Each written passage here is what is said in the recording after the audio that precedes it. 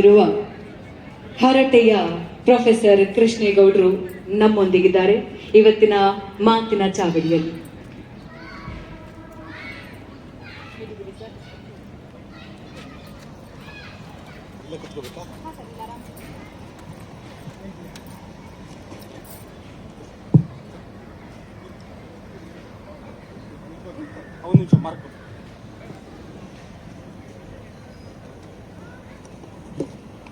ಎಲ್ಲರೂ ಮುಂಭಾಗದ ಆಸನಗಳಲ್ಲಿ ಬನ್ನಿ. ನೆರಳು ಬೆಳಕಿನ ಆಟ ಮುಕ್ತಾಯ ಆಗಿದೆ. ಸೂರ್ಯ ಹೇಳ್ತಿದ್ದಾನೆ ಪ್ಲೀಸ್ ರಿಲ್ಯಾಕ್ಸ್ ಅಂತ. ಹಾಗಾಗಿ ಯಾರ್ಯಾರು ಹಿಂದೆ ಕೂತಿದ್ದೀರೋ ದಯವಿಟ್ಟು ಮುಂದೆ ಬನ್ನಿ. ಹಿಂದೆ ಕೂತವರೆಲ್ಲ ಮುಂದೆ ಬನ್ನಿ ಎಂದಿದ್ದು ನಿಮ್ಮ ಮೇಲಿನ ಪ್ರೀತಿಗೇನಲ್ಲ. ಮುಂದಿನ ಕುರ್ಚಿಗಳು ಖಾಲಿ ಇದ್ವು, ನನ್ನನ್ನು ಅವರು ಅತಿಥಿಯಾಗಿ ಕರೆದಿದ್ದಾರೆ, ನನಗೆ ಮುಖಭಂಗ ಆಗ್ಬಾರ್ದು ಅಂತ. ಮುಂದೆ ಕುರ್ಚಿಲಿ ಯಾರೂ ಇರಲಿಲ್ಲ ಅಂತ ಕಾಣಿಸ್ಬಾರ್ದು ಅಂತ ಕೂತಿದ್ದೀರಿ. ನಾನು ಬಂದಾಗ ಹೆಚ್ಚು ಜನ ಇದ್ರು. ಆಮೇಲೆ ಏನಾದ್ರು ಕೆಲಸ ಇದ್ದವರು ಹೋಗಿರ್ತಾರೆ, ಏನು ಕೆಲಸ ಇಲ್ಲದೆ ಇದ್ದವ್ರು ಕೂತಿರ್ತಾರೆ.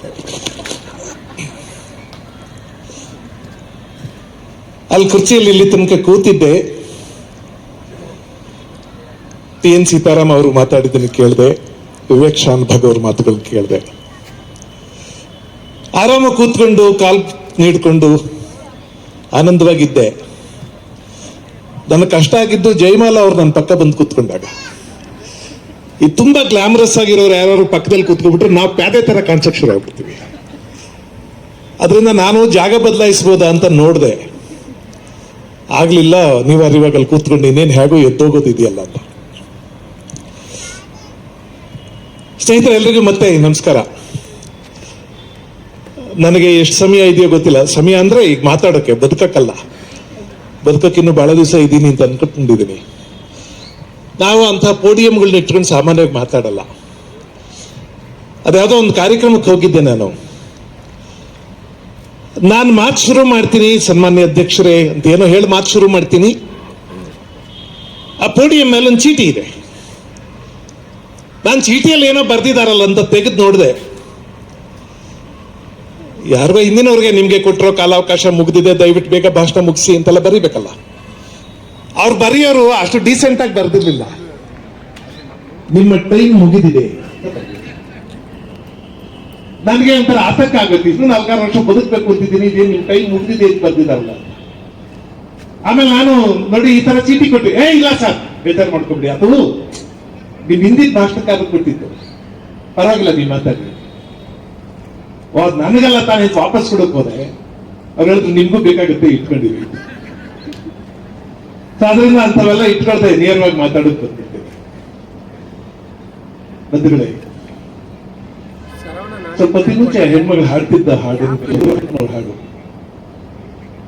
ಮನೆ ಮನೆಯಲ್ಲಿ ದೀಪ ಮುಡಿಸಿ, ಹೊತ್ತು ಹೊತ್ತಿಗೆ ಅನ್ನ ಉಣಿಸಿ, ತಂದೆ ಮಗುವ ತಬ್ಬಿದಾಕೆ, ನಿನಗೆ ಬೇರೆ ಹೆಸರು ಬೇಕೇ, ನಿನಗೆ ಬೇರೆ ಹೆಸರು ಬೇಕೇ, ಸ್ತ್ರೀ ಎಂದರೆ ಅಷ್ಟೇ ಸಾಕೆ.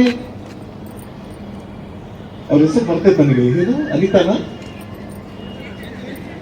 ಚೇತನ ಅಲ್ವಾ? ನನಗೆ ಆ ಸಾಲುಗಳು ಬಹಳ ಸಲ ಓದಿದ್ದೀನಿ, ಬಹಳ ಸಲ ಕೇಳಿದ್ದೀನಿ, ಮತ್ತೆ ಯಾಕೋ ರೋಮಾಂಚನ ಹುಟ್ಟಿಸಿತ್ತು. ಮೂಲತಃ ಸಾಹಿತ್ಯದ ವಿದ್ಯಾರ್ಥಿ ನಾನು, ಮೇಷ್ಟ್ರು. ಭಾಷೆ ನಮ್ಮನ್ನ ರೋಮಾಂಚನಗೊಳಿಸೋದೇ ಹಾಗೆ. ಮನೆ ಮನೆಯಲ್ಲಿ ದೀಪ ಮುಡಿಸಿ ಅಂದ್ರೆ ಸಂತೋಷ ಆಗುತ್ತೆ. ದೀಪ ಉರಿಸಿ ಅಲ್ಲ, ದೀಪ ಮುಡಿಸಿ ಅನ್ನೋ ಶಬ್ದ. ಮನೆ ಮನೆಯಲ್ಲಿ ದೀಪ ಉರಿಸಿ ಎಂದಿದ್ರೆ ಚಂದ ಸರಿಯಾಗಿ ಇರ್ತಿತ್ತು. ಆದ್ರೆ ಮುಡಿಸಿ ಅನ್ನುವ ಶಬ್ದಕ್ಕಿರುವಂತಹ ಕಾಂತಿ ಬೇರೆ. ಎಲ್ಲೋ ಮನಸ್ಸಿನಲ್ಲಿ ಇನ್ಯಾವುದೋ ದೀಪ ಮುಡಿಸುತ್ತೆ. ಹೊತ್ತು ಹೊತ್ತಿಗೆ ಅನ್ನ ಉಣಿಸಿ ಅಂದಾಗ ಮತ್ತೆ ಭಾಷೆ ಅರ್ಥವನ್ನು ಮೀರಿ ಅರ್ಥದಿಂದ ಆಚೆಗೆ ಏನೋ ಕೇಳಿಸುತ್ತೆ. ಹೊತ್ತು ಹೊತ್ತಿಗೆ ಅನ್ನ ಉಣಿಸಿ, ಟೈಮ್ ಊಟ ಕೊಡೋದು ಅಂತ ಅಷ್ಟೇ ಅಲ್ಲ ಅರ್ಥ. ಅಲ್ಲಿಂದ ಆಚೆಗೆ ಇನ್ನೇನೋ ಬೋಧವಾಗುತ್ತೆ ಮನಸ್ಸಿಗೆ. ಹೊತ್ತು ಹೊತ್ತಿಗೆ ಅನ್ನ ಉಣಿಸ್ಬೇಕಾದ್ರೆ ತಾಯಿ, ಅದ್ರ ಹಿಂದೆ ಅವಳ ಪರಿಶ್ರಮ, ಅವಳ ಕಷ್ಟ, ಅವಳ ಶ್ರದ್ಧೆ, ಹೊತ್ತೊತ್ತಿಗೆ ಊಟ ಮಾಡಿ ಹಾಕ್ಬೇಕಲ್ಲ, ಅದೆಲ್ಲವನ್ನು ಹೇಳುತ್ತೆ. ಅವಳ ಇಡೀ ತಾಯ್ತನ ಹೇಳುತ್ತೆ, ಹೊತ್ತು ಹೊತ್ತಿಗೆ ಅನ್ನ ಉಣಿಸಿ ಅನ್ನೋ ಶಬ್ದ.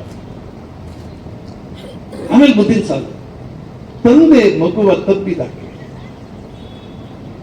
ನನಗೆ ಎಷ್ಟು ಸಂತೋಷ ಅಂದ್ರೆ ಆ ಹಾಡು ಮತ್ತೆ ಕೇಳೋದು, ತಂದೆ ಮಗುವನ್ನು ತಪ್ಪಿದಾಕೆ. ಅವಳು ತಂದೆಯನ್ನು ಮಗುವನ್ನು ತಪ್ಪಿ ಮಲಗ್ತಾಳೆ. ಆದ್ರೆ ತಂದೆಯನ್ನ ತಪ್ಪುವ ಭಾವ ಬೇರೆ, ಮಗುವನ್ನ ತಪ್ಪುವ ಭಾವ ಬೇರೆ. ತಂದೆಯನ್ನ ತಪ್ಪುವಾಗ ಆ ಹೆಣ್ಣು ಬೇರೆ, ತಾಯಿಯನ್ನ ತಪ್ಪುವಾಗ ಆ ಹೆಣ್ಣು ಬೇರೆ. ಅಥವಾ ಇನ್ನೂ ಸ್ವಲ್ಪ ಸೂಕ್ಷ್ಮ ಕೇಳಿಸ್ಕೊಂಡ್ರೆ, ತಂದೆ ಮಗುವ ತಪ್ಪಿದಾಕೆ, ಆ ತಂದೆ ಎಂಬ ಮಗುವನ್ನ ತಪ್ಪಿದವಳು. ತಂದೆಯೂ ಒಂದಷ್ಟೊತ್ತು ಮಗು ಆಗ್ಬಿಡ್ತಾನೆ, ತಂದೆ ಎಂಬ ಮಗುವನ್ನ ತಪ್ಪಿದ. ಅಥವಾ ಇನ್ನೂ ಒಂಚೂರು ಸೂಕ್ಷ್ಮ ಕೇಳಿದ್ರೆ, ತಂದೆ ಮಗುವನ್ನ ತಪ್ಪಿದಾಕೆ, ತನ್ನದೇ ಮಗುವನ್ನ ತಪ್ಪಿದಾಕೆ. ಭಾಷೆ ಇದನ್ನೂ ಕೇಳಿಸಿದೆ. ಬಂಧುಗಳೇ, ನಮಗೆ ನಮ್ಮ ಬದುಕು, ನಮ್ಮ ಮಾಧ್ಯಮ, ನಮ್ಮ ಆಲೋಚನೆ ಎಲ್ಲವನ್ನೂ ರೂಪಿಸಿದ್ದ ಭಾಷೆ, ಅದರಲ್ಲೂ ಕನ್ನಡ. ಎಷ್ಟೋ ಸಲ ಕನ್ನಡವನ್ನು ಎದುರಿಟ್ಕೊಂಡು ಯೋಚನೆ ಮಾಡಿದ್ರೆ ನಾನು ಹಿಮಾಲಯ ಪರ್ವತದಲ್ಲಿ ನಿಂತಿದ್ದೀನಿ ಅಂತ ಅನ್ಸುತ್ತೆ. ಅದ್ಭುತವಾದ ಭಾಷೆ. ನಮ್ಮೊಳಗೆ ಅದೆಷ್ಟು ಆನಂದವನ್ನ, ಎಷ್ಟು ಸಂತೋಷವನ್ನ, ಎಷ್ಟು ಖುಷಿಯನ್ನ, ಎಷ್ಟು ಸಾರ್ಥಕ್ಯವನ್ನ, ಎಷ್ಟು ಸಂತೋಷವನ್ನು, ಏನೆಲ್ಲ ಕೊಟ್ಬಿಡುತ್ತೆ ಭಾಷೆ. ಹಳ್ಳಿಯಲ್ಲಿ ಹುಟ್ಬಿಡೋದು. ಕುವೆಂಪು ಅವ್ರ ಹಾಡು ನೆನಪಾಗ್ತಾನೆ ಇರುತ್ತೆ ನನಗೆ. ಸಾಮಾನ್ಯವಾದ ಹುಡುಗರು ನಾವು. ನಮ್ಮಲ್ಲಿ ಹಳ್ಳಿಯಲ್ಲಿ ನಾವು ಬೆಳೆಯೋ ಕಾಲಕ್ಕೆ ಹೆಂಗಿತ್ತು ಅಂದ್ರೆ, ತುಂಬಾ ಜನ ಬಡತನದಲ್ಲಿದ್ರು. ಆದ್ರೆ ಅವ್ರು ಯಾರಿಗೂ ನಾವು ಬಡವರು ಅಂತಾನೆ ಗೊತ್ತಿಲ್ಲ. ಈಗ ನಾವೆಲ್ಲರೂ ಬಡವರು ಅಂತ ಅನ್ಕೊಂಡಿದ್ವಿ.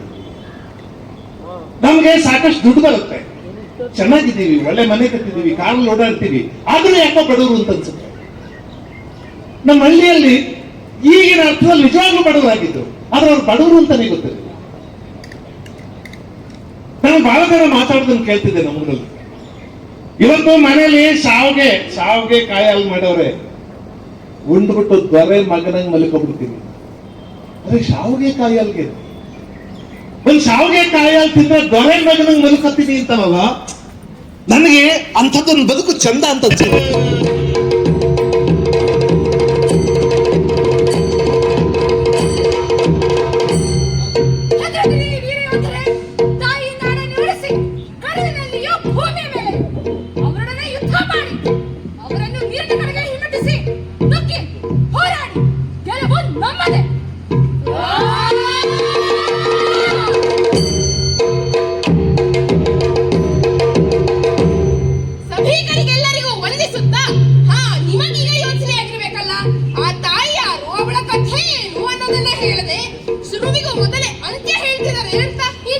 ಅಸಾಧ್ಯವಾದದ್ದು ಯಾವುದೂ ಇಲ್ಲ ಎನ್ನುವುದನ್ನು ನೀನು ಸಾಬೀತು ಮಾಡಿದೆ.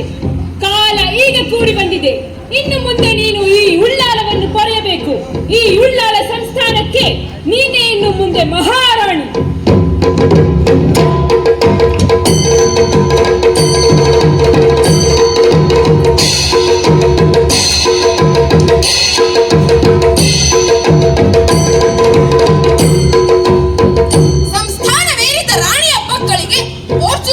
ಸನಿಹದಲ್ಲೇ ಇರುವುದರ ಅಪಾಯದ ಅರಿವಿತ್ತು.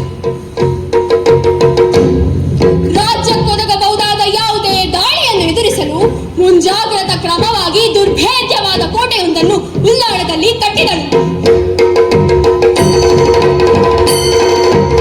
ಅಪ್ಪಚ್ಚ ತನ್ನ ಸಮರ್ಥವಾದ ಆಳ್ವಿಕೆಯಿಂದ ಉಳ್ಳಾಳದಲ್ಲಿ ಲಾಭದಾಯಕ ವ್ಯಾಪಾರ ಅಭಿವೃದ್ಧಿಪಡಿಸಿದಳು.